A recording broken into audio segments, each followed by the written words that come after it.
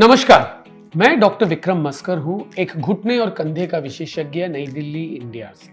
और आपका स्वागत है एक और वीडियो में जिसमें हम बहुत ही महत्वपूर्ण टॉपिक के ऊपर बात करने वाले हैं। किशोरों और बालिकाओं में मतलब टीनेजर्स में नॉक नीज का क्या प्रभाव है और इससे क्या क्या प्रॉब्लम्स होते हैं। पहले तो टीनेजर एक ऐसा एज ग्रुप है जहां पे बच्चा शारीरिक और मानसिक रूप से बहुत ज्यादा बदलाव जो है वो फील करता है, अपनी बॉडी में महसूस करता है।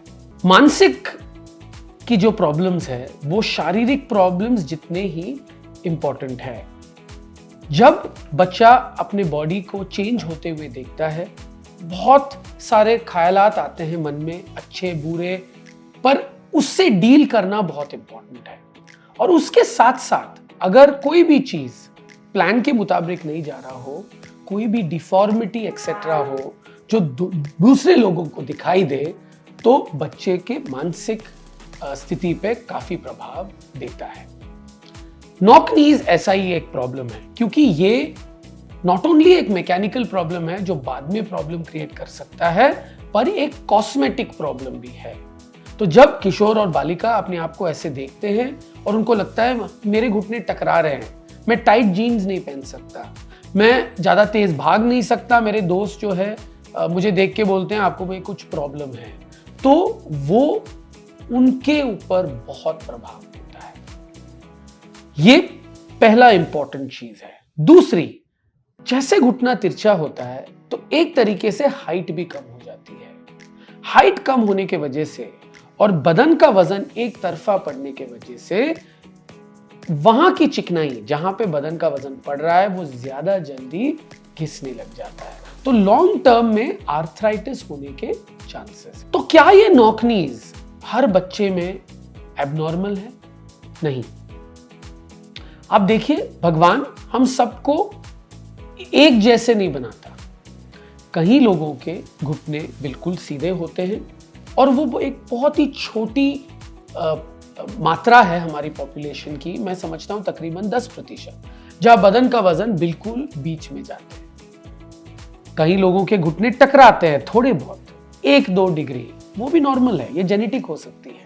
और कई लोगों के घुटने, स्पेशली हमारे भारतीय नागरिकों का या साउथ एशिया से जो लोग बिलोंग करते हैं, उनके घुटने में जब ये दोनों पैर इकट्ठे करते हैं, दोनों घुटनों के बीच में गैप है जिसे हम बो लेग्स कहते हैं। नाउ 1-2 डिग्री तक ये हम नॉर्मल माना जाता है, पर उससे ज्यादा हो तो हम इसे एबनॉर्मल या पैथोलॉजिकल या कोई कंडीशन जो बाद में प्रॉब्लम क्रिएट कर सकता है उसे हम मानते हैं। एक बहुत आसान तरीका देखने का है, वो है बच्चे को बोलो दोनों पैर इकट्ठे रखें। जब घुटने टकरा नहीं सकते और बस पैर टकराते हैं तो वो बो लेग है। जब घुटने टकराते हैं पर पैर नहीं टकरा पाते तो वो नॉक नीज है। और जितना दूर दोनों पैर हो एक दूसरे से जब बच्चा अटेंशन खड़े होने की कोशिश करता है, उतना ही सीवियर नॉक नीज है। तो ये नॉक नीज तकरीबन 6-7 साल तक नॉर्मल है। हर बच्चा जब पैदा होता है, अगर आप अपने न्यू बॉर्न बेबी को देखोगे तो उसके घुटने अर्जुन के बाण की तरह है, ऐसे। फिर वो धीरे धीरे से 3-4 साल की उम्र में सीधे होते हैं, 5-6 साल में थोड़े नॉकनी बन जाते हैं और फिर वो वापस सीधे हो जाते हैं। अगर नॉकनीज 7-8 साल के बाद बरकरार रहे तो वो वापस ठीक नहीं हो सकता, तो अनलेस कोई इंटरवेंशन हो, जैसे कोई ऑपरेशन इत्यादि। तो कब आपको कुछ करना चाहिए इसके बारे में? तो पहले तो आपको एक्सेप्ट करना है कि जब बच्चा तकरीबन 8 साल का हो गया और नॉकनीज है, आपने एक विशेषज्ञ को दिखाया, उसने बोला जरूरत से ज्यादा नॉकनी है, कि वो अपने आप दवाइयों के द्वारा या ब्रेस के द्वारा सही नहीं होने वाला, तब कुछ करने की जरूरत नहीं है। अपने बच्चे को नॉर्मल छोड़ो, उसको सब कुछ करने दो, उसके टेंशन को ऐड मत होने देना। जब बच्चा तकरीबन, लड़कियां स्पेशली 13-14 साल और लड़के तकरीबन 15-16 साल के होते हैं, तब कुछ हो सकता है। क्या हो सकता है? ऑफ कोर्स एक ऑपरेशन होती है नॉर्मली उस उम्र में। क्या ये ऑपरेशन बाद में भी हो सकती है? बिल्कुल बाद में भी हो सकती है।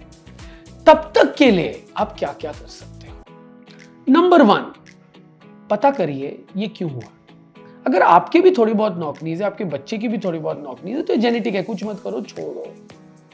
अगर विशेषज्ञ ने बोला है कि जरूरत से ज्यादा है, तो जरूर इसकी विटामिन डी की टेस्टिंग कराइए, क्योंकि विटामिन डी एक बहुत बड़ा कारण है नॉकनीज का इंडिया में, स्पेशली ये कोरोना के बाद, क्योंकि विटामिन डी बनता है सूरज की रोशनी से। अगर बच्चा बाहर नहीं जाएगा, बाहर नहीं खेलेगा, तो विटामिन डी कम बनेगा, कम जाएगा बॉडी में, और कैल्शियम जो है कम अब्सॉर्ब होगा। जो हड्डियां हैं वो मजबूत नहीं हो सकती, क्योंकि हड्डियां मजबूत होती है जब कैल्शियम जाता है। और विटामिन डी एक जरिया है, एक टैक्सी है, जिसके थ्रू कैल्शियम हड्डियों में जाता है। तो हड्डियां थोड़ी मुलायम होती है, मुलायम चीज जो है वो अपनी शेप जो है वो चेंज कर सकती है। तब तक आप क्या क्या एक्सरसाइजेस कर सकते हैं? एक्सरसाइज पहले तो आप क्यों कर रहे हैं? घुटने को सीधा करने के लिए नहीं, क्योंकि कोई भी एक्सरसाइज 8-9 साल के बाद घुटने को सीधा नहीं करने वाला, अगर वाकई में ये नॉकनीज है, मतलब हड्डी से रिलेटेड प्रॉब्लम है। कभी कभी कई लोग, मैं कमेंट्स बॉक्स में भी देखता हूं, सर हम तो एक्सरसाइज से ठीक हो। यस, क्यों? क्योंकि आपको इन द फर्स्ट प्लेस नॉकनीज नहीं था। तो जो मैंने आपको बोला देख के पता कर सकते हो, ये बस एक रूडिमेंट्री टेस्ट है, मतलब ये एक आम चलते फिरते आदमी को देखने के लिए है कि इसके है कि नहीं, पर असलियत में ये पता करते हैं एक विशेष एक्सरे करके, कूले से लेके एड़ी तक। कई लोगों के घुटने सीधे होते हैं या बोलेक भी होते हैं, पर जांग बहुत मोटे होते हैं। जब जांग की मांसपेशियां टकराती हैं तो पैर आसपास नहीं जा सकती, तो लगता है कि नॉकनीज है। तो जब आप एक्सरसाइज करते हो क्या होता है, वो जांग की मांसपेशियां पतली हो जाती हैं, तो फिर से पैर इकट्ठे कर पाते हैं। ये बहुत कॉमन है लेडीज में। पर आप क्या कर सकते हो अगर वाकई में नॉकनीज है? तो आप अपने जांग के मांसपेशियों को मजबूत कर सकते हो। इससे क्या होगा, क्योंकि नॉकनीज में जो बायोमैकेनिक्स है, मतलब जैसे वजन जा रहा है वो थोड़ा सा गलत है, तो जब भगवान एक अंग देता है तो दूसरा अंग भी देता है उसकी मदद करने के लिए। घुटने के सबसे अच्छे दोस्त है जांग के मांसपेशियां। अगर हम उनको मजबूत करेंगे तो वो काफी हद तक जो लोड जा रहा है उसको कम कर सकता है। उसके अलावा चाल प्रैक्टिस करना, ताकि वो ऑब्वियस ना लगे, तो थोड़ा पैर दूर रख के अगर बच्चा चलेगा तो इतना ऑब्वियस नहीं लगेगा। अगर दर्द हो तो कभी कभी पेन किलर ले लिया, कभी कभी सिकाई कर ली।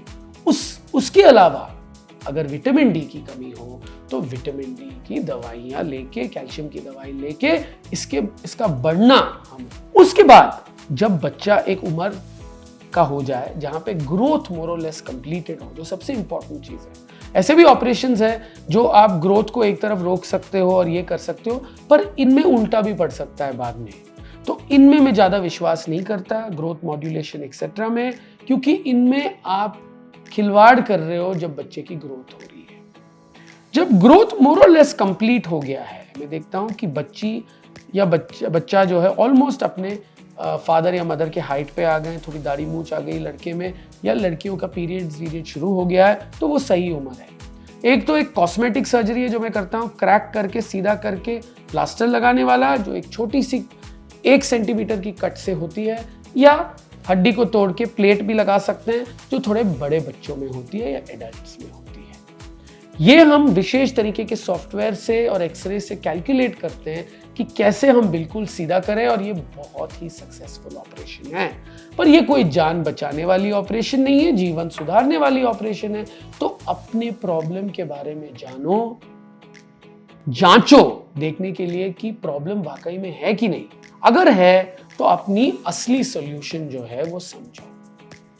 मुझे उम्मीद है इस वीडियो से आपको काफी जानकारी मिली है नॉकनीज के बारे में, स्पेशली किशोरों व बालिकाओं में। अगर आपको मेरा वीडियो पसंद आए, please like and subscribe to my channel and please follow me on Instagram. Thank you.